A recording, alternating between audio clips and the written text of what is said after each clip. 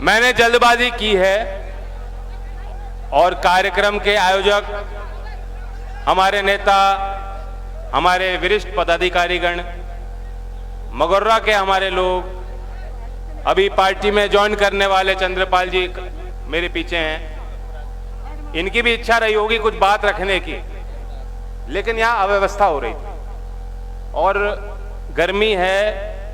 मैं जान रहा हूं आप भी यहां बहुत समय से इंतजार कर रहे हो, इसलिए मैंने उचित समझा कि मैं अपनी बात पहले रखूं। बैठो बैठो, बैठ जाओ सारे लोग बैठो।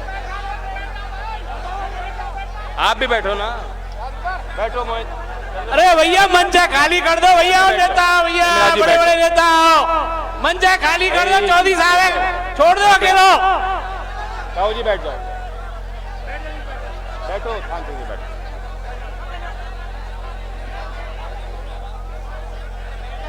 बैठो बैठ जाओ ना। अब तो राजी हो?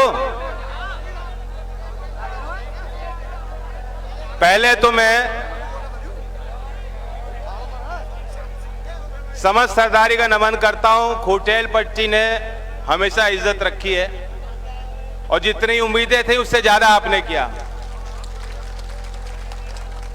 आपने हौसला बढ़ाया है, हमारा हौसला बढ़ाया है उन लोगों का जो निस्वार्थ किसान की लड़ाई लड़ने के लिए लगातार आंदोलन पे हैं। फिर खड़े हो गए। मेरे यहां पीछे भी आंखें हैं। बैठ जाओ इमराज जी, बैठ जाओ। पहले तो मैं बधाई देता हूं। सारे बैठ जाए मंच पे, पीछे जो खड़े हैं बैठ जाए। क्यों बीच में बोल रहे हो भैया? पहले मैं बधाई दूंगा। अभी ये नौजवानों को समझ में आएगी बात। अभी इंग्लैंड और इंडिया का टेस्ट मैच हो रहा था, तो दो हमारे खिलाड़ियों ने शतक मारा है। एक तो रोहित शर्मा ने और दूसरा अश्विन ने। मैं उनको बधाई देता हूं और साथ साथ मोदी जी को भी बधाई देता हूं कि उनके अथक प्रयासों से पेट्रोल ने भी शतक मार दिया। ये कहते थे हम तकदीर वाले हैं, ये इनकी तकदीर तो चमक रही है और हमारी फूट रही है। अब ये ऐसी बात भी बड़े घर के लोग ही कहते हैं, किस्मत वाला हूं, तकदीर वाला हूं। किसान तो अपनी तकदीर खुद बनाता है, बहुत मेहनत करनी पड़ती है। आपका जीवन ही संघर्ष है और किसान के अंदर जो देश के प्रति जो भावना है, इतनी पवित्र भावना और किसी में नहीं मिल सकती। आप इन बच्चों को देखो, यहां गोवर्धन क्षेत्र में एक खास रुझान है आर्मी की भर्ती के प्रति, बीएसएफ में, पैरामिलिट्री में, पुलिस में। इस क्षेत्र के गांव-गांव से आपको नौजवान मिल जाएंगे जो वहां तैनात हैं और एक विशेष रुचि है। कुछ के लिए तो ये हो सकता है, मैं समझ सकता हूं। एक तो बात यह है कि यही रोजगार हम लोग हासिल कर सकते हैं क्योंकि हमारी शारीरिक क्षमताएं। लेकिन सही बात यह है, जोखिम को जानते हुए भी, गुड्डू जी बैठ जाओ, जोखिम जानते हुए भी लोग भर्ती इसलिए होते हैं कि वो उनको लगता है कि हमारे लिए गर्व की बात होगी अगर देश की आवश्यकता हो और हम अपनी छाती आगे करें। देशभक्तों में कुछ ही खुशकिस्मत होते हैं, वो मरते नहीं कभी जो शहीद होते हैं।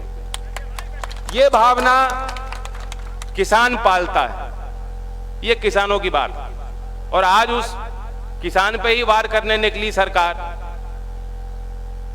कितनी अजीब बात है, किसान को अपमानित किया जा रहा है। किसान बैठे हैं, आंदोलन कर रहे हैं, मांग कर रहे हैं और सरकार उन्हें जो है कभी उपद्रवी, कभी खालिस्तानी, तरह तरह के ऐसे शब्दों का प्रयोग कर उन्हें नीचा दिखाने का काम कर रही है। ऐसा कभी लोकतंत्र में, आजाद भारत में नहीं हुआ। सरकारें जो भी थीं, उन्हें मालूम था कि जो गांव का फैसला होगा वही दिल्ली का फैसला होगा और इसलिए वो इज्जत करती थी कि भाई गरीब के लिए काम ना करो भले, लेकिन गरीब के पक्ष में बोलो। ये पॉलिटिकल मंत्र था। इंदिरा जी ने भी नारा दिया था, गरीबों की बात कही। चौधरी साहब तो करते थे और बोलते भी थे, करते उससे ज्यादा थे। उन्होंने भी वही नारा दिया था कि देश का तरक्की का रास्ता खेत और खलिहानों से होकर गुजरता।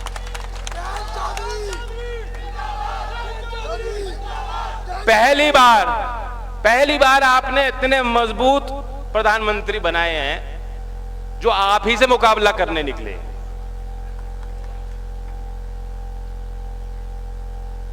जब बुरा समय आता है तो काम अच्छा करने चलते हो बुरे हो जाते हैं। वही स्थिति इनकी रह गई। अभी ये कल की बात है, आपने मीडिया में देखा होगा क्या प्रयास चल रहे हैं। जिस तरह ब्रिटिश अंग्रेज हमें बांटने की कोशिश करते थे, डिवाइड एंड रूल पॉलिसी, इतिहास में हमने पढ़ा है, नौजवानों ने पढ़ा है, वही रणनीति को अपनाया जा रहा है।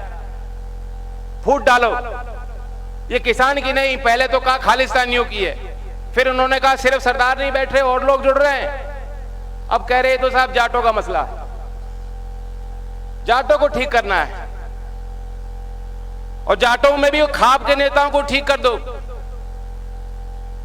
कल तो डांट लगाइए, सबको बुला बुला के धमकाया गया कि तुमसे एक जाट नेता नहीं संभल रहा। मुझे तो बहुत अजीब लगी बात। हम कर रहे किसान की बात, वो इसमें जाति को ला रहे। क्यों ला रहे हैं ये भी तो समझो, वो क्यों ला रहे हैं। यही लोग हैं जो कहते थे नहीं नहीं जाति की बात मत करो, धर्म की बात है, ये हिंदू आस्था की बात है, हिंदू खतरे में है। आज वो कह रहे नहीं नहीं ये तो जाटों की बात है। कोई एक जाति की बात नहीं है। चौधरी चरण सिंह जी के पीछे जो कमेरा वर्ग था वे सब लोग जुट गए थे और वह आपकी ताकत, वह आपकी पहचान है।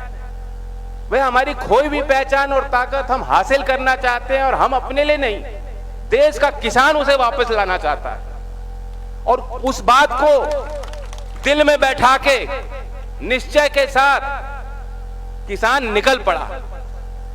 अभी उनको खौफ सता रहा है, किसान संगठित हो जाएगा तो इनकी रोटी नहीं सिकेगी, इन्हें चंदा मिलना बंद हो जाएगा।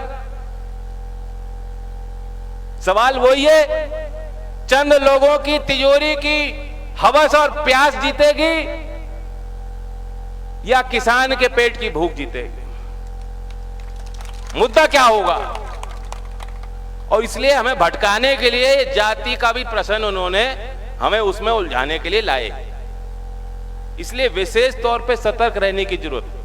चौधरी साहब को तो कुशवाहा हो, सैनी हो, यादव हो, कल ही कर्पूरी जी की जो बिहार के मुख्यमंत्री रहे उनकी पुण्यतिथि थी और यहां लोग जानते हैं कि उनको मुख्यमंत्री के चयन में अगर चौधरी चरण सिंह नहीं होते तो उस वर्ग के लोग, गांव में रहने वाले लोग, झोपड़ में पैदा होने वाले, खेत में काम करने वाले लोग ये सपना भी नहीं देख सकते थे कम सरकार में बैठेंगे, पार्लियामेंट के कालीन पे अपनी चप्पल लेके जाएंगे और सरकारी दफ्तरों में हमारी सुनवाई होगी। फिर खड़े होके बैठ जाओ।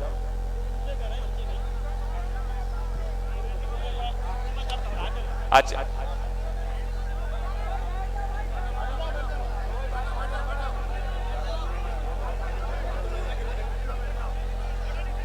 कोई बात नहीं साहब, नेताओं को भी मेहनत करनी है। मैं आपको आगाह करने आया हूं, लड़ाई ये बहुत बड़ी है और आपको अपनी किसानों में एकता बना के रखनी होगी। आपको अपने अंदर से अपने बीच के लोग छांट छांट कर नेता बनाने होंगे और उन्हें मजबूत करना होगा। आपस में एक दूसरे की कमी निकालना बंद करो, क्योंकि आपका जिनसे मुकाबला वो कुछ नहीं देखते। उनके लिए कोई नैतिकता नहीं, उनके लिए कोई धर्म नहीं, उनके लिए कोई देश नहीं है, उनके लिए कोई सीमा नहीं है। उन्हें बस उन्होंने किसी तरह जो है गद्दी हासिल करनी है। मैं कहना चाहता हूं जो लोग लोकदल के कार्यकर्ताओं को नहीं समझते, हमारे मिजाज को नहीं भापते, और सरकार में जो लोग बैठे हैं, जो कल बैठक ली, इन्होंने कहा इन्हें दबाओ, इनको किसी तरह मनाओ, आप हम लोगों को समझ नहीं पाए। 10 साल जनता ने हमें आदेश दिया, मुझे कहा तुम्हें 10 साल जो है सत्ता में नहीं रहना है, तुम्हें जंगलों में घूमना है। मैं जंगलों में घूम रहा हूं।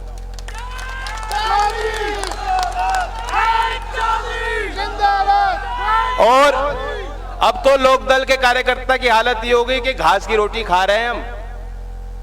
अब बढ़िया अनाज मिल जाएगा तो पचेगा नहीं। हम तुम्हारे साथ हैं, हम तुम्हारे साथ हैं। तो हम पे आपका दबाव तो आना ही नहीं काम। कौन सा दबाव काम ले आओगे? हम तो हटेंगे ही नहीं। किसान की बात है, किसान को मना लो, हमें मनाने की जरूरत नहीं। आप गोत्र की बात, जात की बात क्यों करते हो? किसान की बात समझो। सरकार जो कानून लाई है, सिरे से उसे खारिज कर दिया है किसानों ने। किसान कोई बेवकूफ नहीं है, वे जानते हैं, वे अपनी जमीन को बचाने के लिए जुट रहे हैं। भाव तो उन्हें पहले भी मंडियों में नहीं मिलता, सरकार का जो घोषित है आज भी नहीं मिल रहा, और उन्हें मालूम है कल भी ना मिले। लेकिन ये इनके पैतरे हैं। आप सोचो, ठंडे दिमाग से सोचो, पिछले 7 साल का अनुभव हमें उससे सीखना तो चाहिए ना, कैसे भूल जाएं? ये मोदी जी का तरीका है। उसे कह रहे हैं सुधार, जिसे इंग्लिश में कहते हैं रिफॉर्म। ये रिफॉर्म नहीं है, डिसरप्शन है।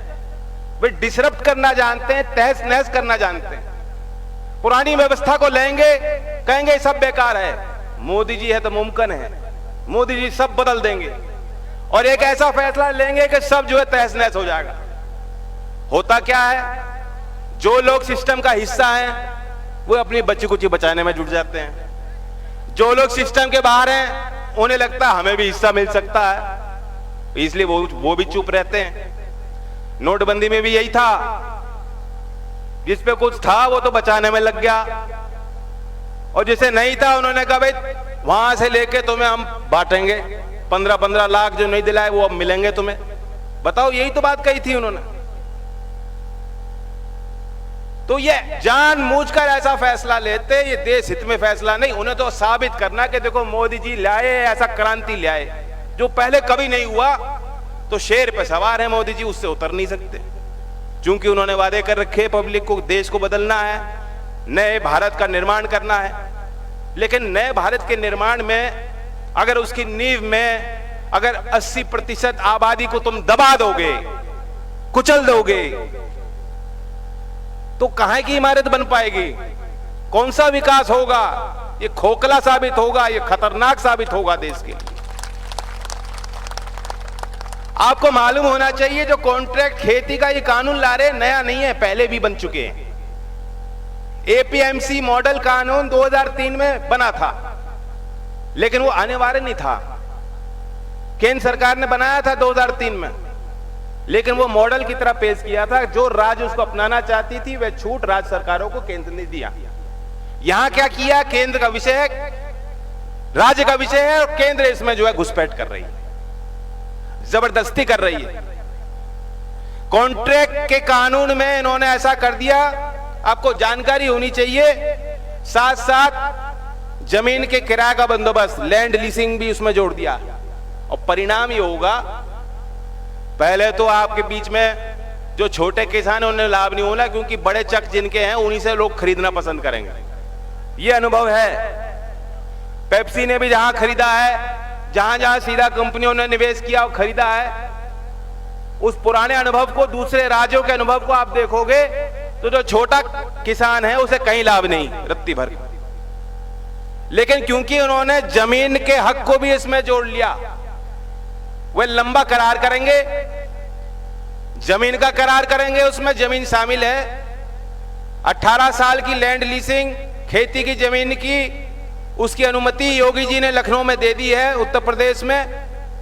और दोनों इन कानूनों को साथ में के आप दिखाओगे, मिलाकर देखोगे, परिणाम ये होगा कि बड़े बड़े चक ये घेरेंगे, फिर सरकारों पे दबाव बनाएंगे, SEZ घोषित होगा, जिस तरह कंपनी राज अंग्रेजों की हुकूमत यहां स्थापित हुई थी कंपनी के माध्यम से, उसी तरह से आपके अधिकार पे हनन करते हुए, उनका कत्ल करते हुए, पुराने कानूनों को हटाकर रास्ते से कांटों की तरह फेंक कर ये अपना राज स्थापित करना चाहते हैं। और मोदी जी इसमें भी कहते जी एमएसपी था, एमएसपी है और एमएसपी रहेगा।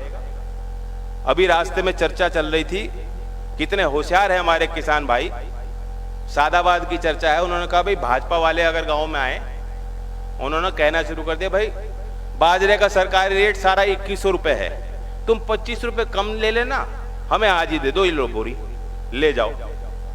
तुम्हें विश्वास है कि दाम मिल जाएगा, हमें तो नहीं विश्वास। और किसान कैसे विश्वास करे, बार बार झूठ बोला है। आज आप किसी फसल को उठा के देख लो, दाम मिल रहा है क्या सरकारी रेट? कहीं नहीं मिल रहा, मंदी है। सरकार को भी पता है, ऐसा नहीं कि सरकार को नहीं, सरकार को मालूम है बातें। और जब ये विपक्ष में थे, जब ये मुख्यमंत्री थे, ये भी यही मांग किया करते थे जो आज किसान कर रहे हैं। ये कहते थे, इन्होंने 2010 में मनमोहन सिंह को प्रतिवेदन सौंपा और यही मांग करी थी एमएसपी को कानून बनाओ, प्रत्येक किसान का, हर एक किसान का हक होना चाहिए, जो व्यापार है वो उसी टर्म्स पे होना चाहिए, उसी शर्त पे होना चाहिए, कम से कम एमएसपी हर एक किसान को मिले। ये नरेंद्र मोदी जी ने 2010 में मांग करी। 2018 में केंद्र मूल्य और लागत नियंत्रण जो एक आयोग है CSAP, उन्होंने रिपोर्ट दी सरकार को और कहा कि आप खरीद की जो आपकी व्यवस्था और नीति है बेहद कमजोर है। बस थोड़ा बहुत पश्चिम यूपी में, हरियाणा में और पंजाब में आप खरीदते हो, देश के पूर्वोत्तर क्षेत्रों में, पूर्वोत्तर राज्यों में बिल्कुल खरीद नहीं हो रही, ना ही वहां किसानों को दबाव मिल रहा। वहां पे विस्तार करने की जरूरत है और एमएसपी के कानून को बनाने की जरूरत है। केंद्र सरकार का आयोग यही मांग कर रहा। उसके पश्चात 2018 में इन्होंने कानून बनाया, प्रधानमंत्री अन्नदाता आय सुरक्षा अभियान, PM आशा। ध्यान होगा, उन्होंने रोहतक में, सांपला में चौधरी छोटू राम जी की मूर्ति का अनावरण का कार्यक्रम था, मोदी जी वहां थे, वहां जाके उन्होंने बड़ी बड़ी बातें कही थी। कहा था आज के बाद जो है किसान को मंडी में अगर वो गया और उसे सरकार का रेट नहीं मिले तो जो फर्क है, जो अंतर है, वह सरकार देगी और सीधा खाते में देगी किसानों को।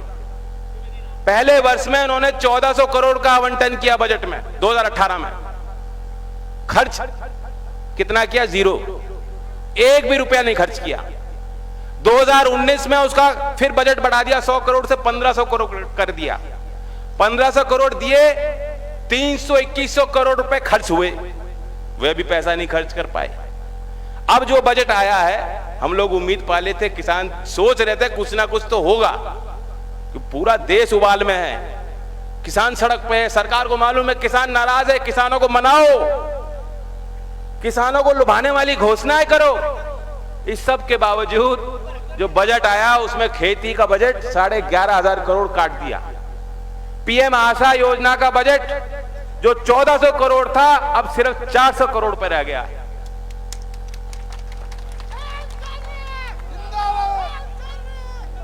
ये अभी भी कैची चला रहे हैं। ये शुभचिंतक हो सकते हैं किसानों के? अगर ये शुभचिंतक होते तो 1 करोड़ का जुर्माना लगाने वाला अगर पराली कोई किसान जलाएगा तो उसे जेल हो सकती है और 1 करोड़ का जुर्माना सरकार लगाएगी। ऐसा बेहुदा कानून कोई किसान को समझने वाला, किसान से प्यार करने वाला कोई भी व्यक्ति ऐसे कानून की वकालत नहीं कर सकता। अभी भी 200 से ज्यादा किसान मर चुके हैं, शहीद हुए हैं, जनता तो कह रही शहीद हुए।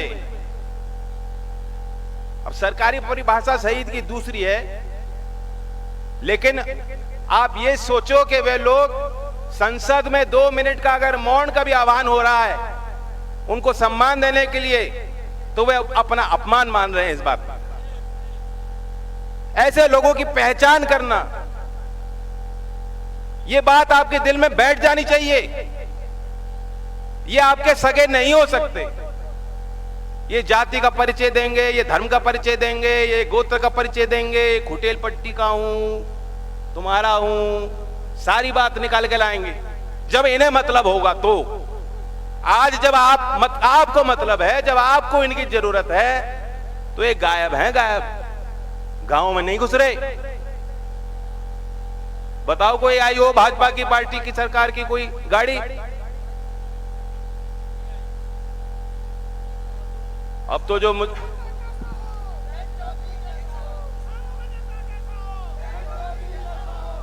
किसान अपने आप में बहुत काबिल हैं और इस आंदोलन में आपने अपने नेतृत्व को पैदा किया, देश और दुनिया तक आपकी बात पहुंची, राष्ट्रव्यापी आंदोलन बन गया है। बिना किसी बंदोबस्त के भारी भारी सभाएं हो रही, सभाएं पंचायत हो रही हैं, लोग अपने आप आके जुट रहे हैं और कह रहे हैं हम एक हैं। ऐसा वातावरण मैंने तो नहीं देखा है, ये एकता मैंने कभी नहीं देखी है। आज इस पंचायत के माध्यम से मैं आपसे यही अपील करने आया हूं, जो भी हो, हमसे भी भूल होंगी, उन्हें माफ करके किसी भी तरह इस एकता को बनाए रखना।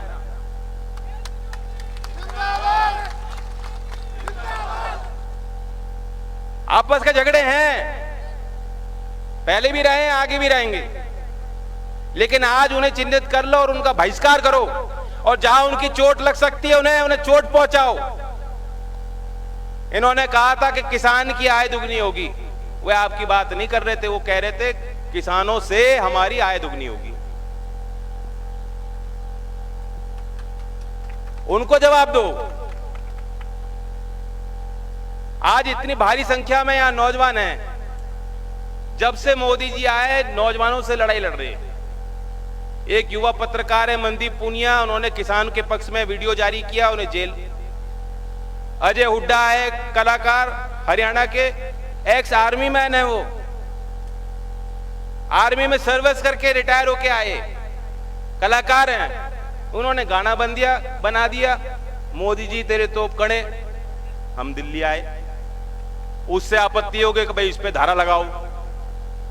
21 साल की बच्ची दिशा है, वो उसने ट्वीट कैसे करना है, क्या हैशटैग डालने हैं, कैसे दबाव बनाना है किसान के पक्ष में, वह एक डॉक्यूमेंट बनाया, उसे कह रहे टूल किट। ये नए नए वर्ड ऐसे लाते हैं तो लोगों को समझ में नहीं आए और लोग सोचे कुछ ना कुछ होगा। उसके खिलाफ धारा लगा दी। मोदी जी का आलोचना करना, क्या मोदी जी देश से बड़े हैं?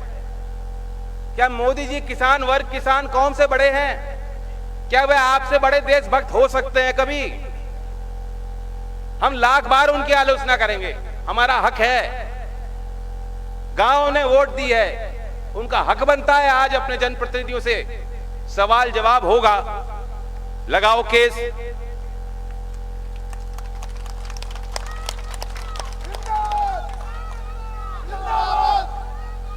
और वो होता है ना जी, डर उससे लगता है जो पहले ना हुआ हो। अब तो लट तो पड़ गए हम पे, तो लट भी मार दिया उन्होंने, अब क्या है, अब क्या होगा? गोली तो चलाएंगे नहीं। तो ये आंदोलन जारी रहना चाहिए। आपने आज हमारी हिम्मत को और हौसला को बढ़ाया।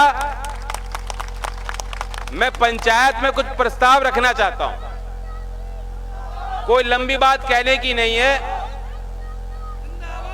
आप समझदार हो, सारी चीज जानते हो, चूकना नहीं है।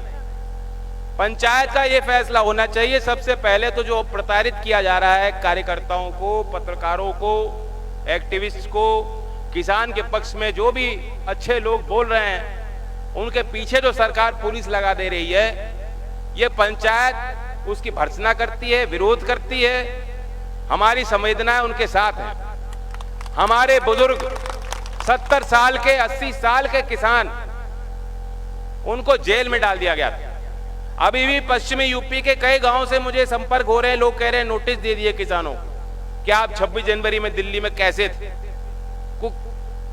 दिल्ली देश की राजधानी बंद है क्या किसानों को? आ रहे नोटिस।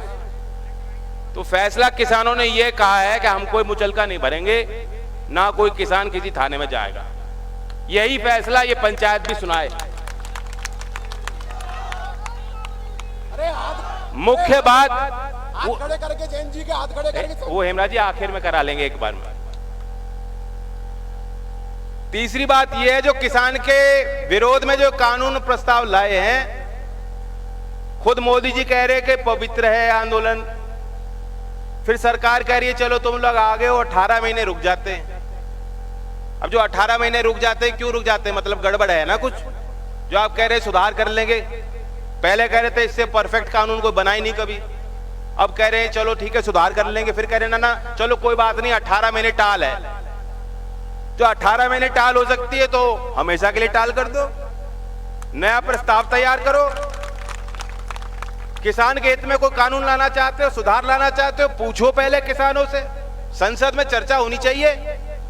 राज्यसभा में इनके पास बहुमत नहीं थी और ध्वनि मत से उन्होंने पारित कर दिया जबरदस्ती। राज्यसभा का नियम है, संसद का नियम है, अगर एक भी पार्लियामेंट का मेंबर खड़ा होकर वोट मांगेगा तो वोट दर्ज होता है, वोट पढ़नी पड़ती है, लिखित तौर पे वो पढ़ती है, रिकॉर्ड में आती है। इन्होंने ध्वनि मत से जबरदस्ती पास कर दिया। ये हमें कानून नहीं चाहिए, वापस लो। नया प्रस्ताव कभी लाओगे तो प्रॉपर लोकतांत्रिक प्रक्रिया के तहत उसे ले आना, वो तो सरकार का अधिकार है। और एमएसपी के लिए कानून, ताकि जो किसान मांग रहे हैं कि भाव नहीं मिलता, हमें 2000 रुपए नहीं चाहिए, कोई भीख का कटोरा लेके हम नहीं जा रहे, ये तो किसान का हक बनता है, उसे अपनी मेहनत की खून पसीने की कमाई मिलनी चाहिए। एमएसपी के लिए पक्ष में उसे कानूनी अधिकार के रूप में बनाने के लिए सरकार एक प्रस्ताव पेश करे। और चौथा प्रस्ताव यह है, बीजेपी वालों की खूब पहचान कर लो, पहले तो प्यार से उन्हें बुलाओ, उन्हें न्योता दो कि यही मौका है, भूल चूक सारी माफ है, वापस आओ, किसान के कुनबे में आओ, खड़े हो। इससे बड़ी कोई चुनौती कभी नहीं आई। हमें तुम्हारी जरूरत है। अपनी नेतागिरी तुम बाद में कर लेना, अपने अच्छे बिना क्रीज के कुर्ते को टांगो, छोड़ो राजनीति, छोड़ो अपने पद, छोड़ो अपनी पार्टी, दलाली छोड़ो, गुलामी छोड़ो और देशभक्तों की इस फौज में भर्ती हो।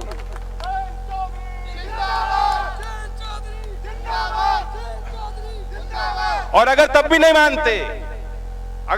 नहीं मानते, तो इलाज आपको मालूम है, लट देना है ईवीएम में, वोट की चोट देनी है, हर स्तर के चुनाव में देनी है, जिला पंचायत से लेके विधायकी से लेके पार्लियामेंट तक।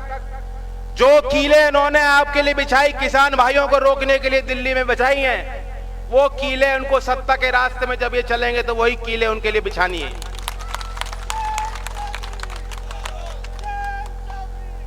सहमत हो तो एक बार हाथ उठा के बता दो। और मैं आखिर में सुन लो, एक बहुत प्यारी कविता, अरे बैठे रहो, अफरा तफरी ना करो। हमें अपने संगठन को मजबूत करने की जरूरत है।